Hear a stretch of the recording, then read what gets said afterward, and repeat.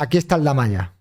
Tú hablaste de pruebas irrefutables, de pruebas muy importantes que de alguna manera poco menos podían poner en jaque al Estado. Hay mucha gente que nos pregunta, y yo te lo traslado a ti, ¿cuándo es el momento, si esas pruebas existen?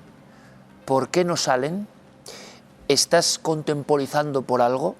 Hay quien dice, ¿estás buscando algún tipo de pacto y por eso todavía no sale? Esto es lo que nos pregunta miles de personas. Bueno, pues empecemos por algo tan sencillo como se han presentado muchísimas cosas en sede judicial.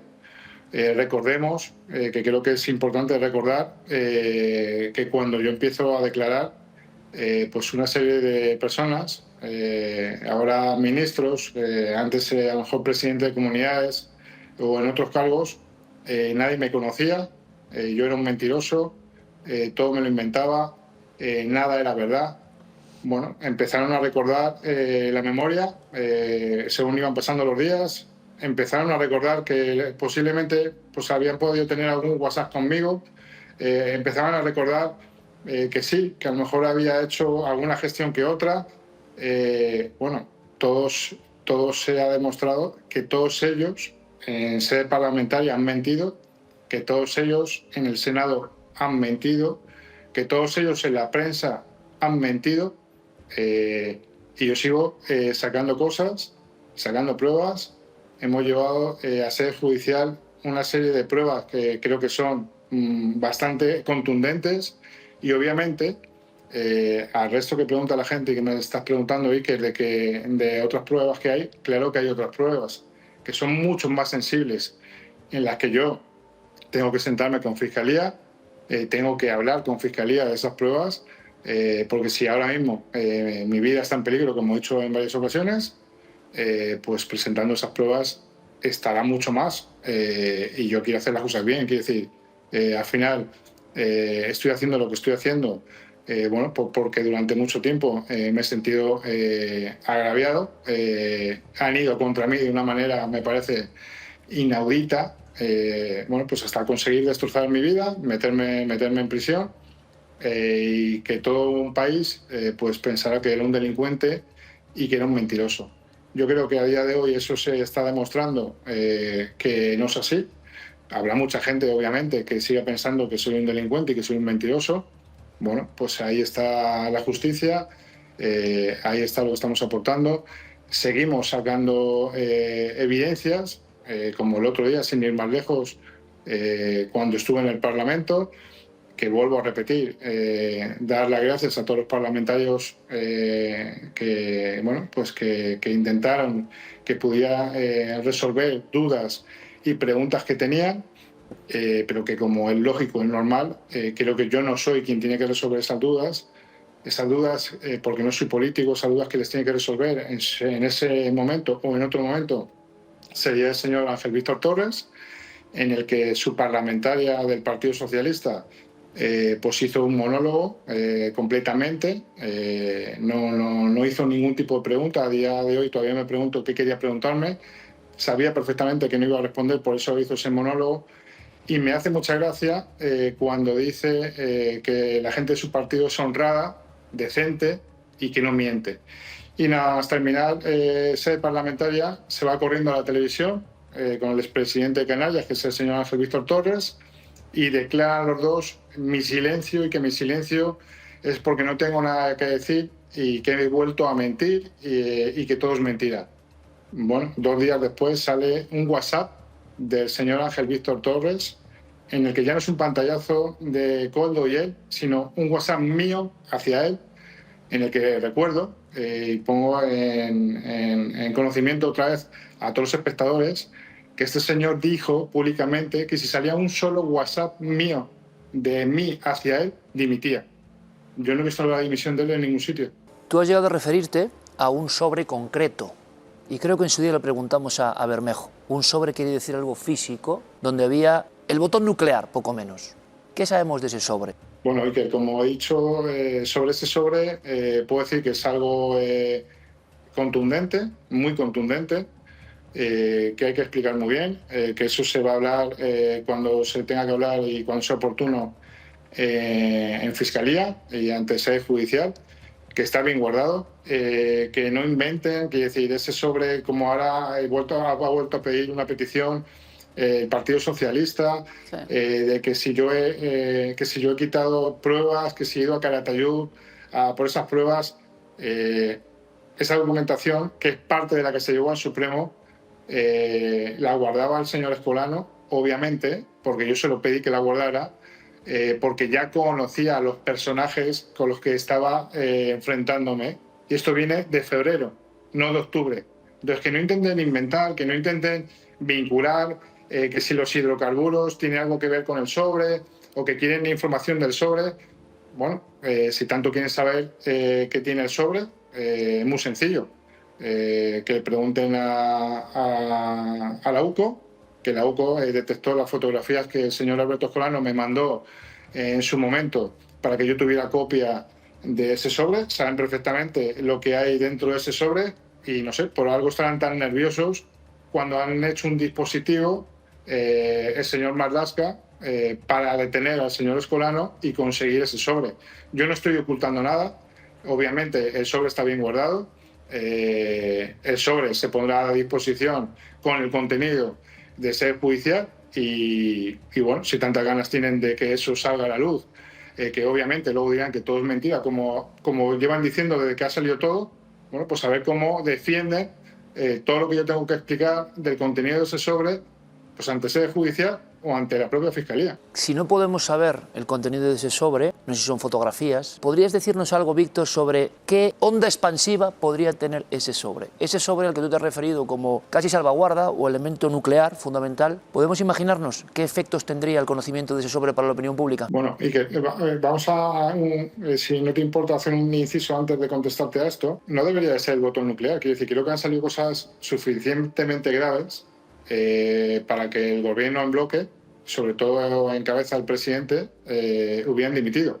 Pero parece ser que en este país no pasa absolutamente nada. Oigo que dicen que cuando voy a entregar la prueba de cómo entregué el dinero o las fotografías de cómo daba el sobre.